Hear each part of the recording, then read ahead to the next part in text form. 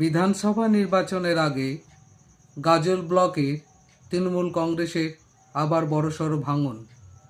তৃণমূল কংগ্রেসের শতাধিক নেতা নেত্রী এবং কর্মী তৃণমূল কংগ্রেস ছেড়ে দিয়ে বিজেপিতে যোগদান করল।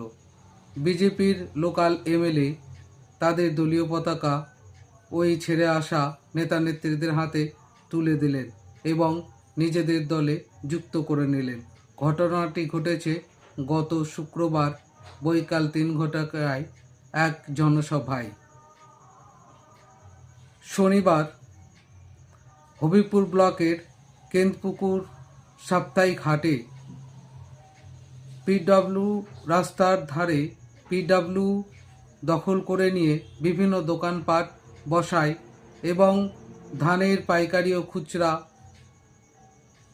ব্যবসায়ীরা রাস্তার পিডব্লিউ দখল করে নিয়ে কেনাবেচা করার জন্য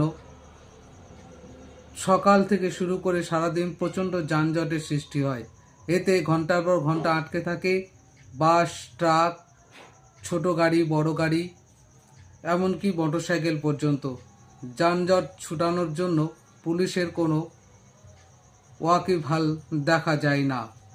ঘন্টার পর ঘন্টা এইভাবে যানজটে আটকে থাকায় নিত্যযাত্রীরা দুর্ভোগের শিকার হন। হবিপুরের তাজপুর হিন্দু মিলন মন্দিরে ভারত সেবাশ্রম সংঘের সাধু সন্ত এবং মহারাজদের সহযোগিতায় অনুষ্ঠান হয়ে গেল বাৎসরিক পূজা। বর্ণাঢ্য শোভাযাত্রার মাধ্যম দিয়ে অনুষ্ঠানের সূচনা হয় এবং বৈদিক শান্তিযজ্ঞ, গীতাপাঠ, কীর্তন, আদিবাসী নৃত্য, আদিবাসী তীরধনুক প্রতিযোগিতা, লাঠি খেলা এবং সবশেষে প্রসাদ বিতরণের ব্যবস্থার মাধ্যম দিয়ে এই অনুষ্ঠানের সমাপ্তি হয়। নমস্কার।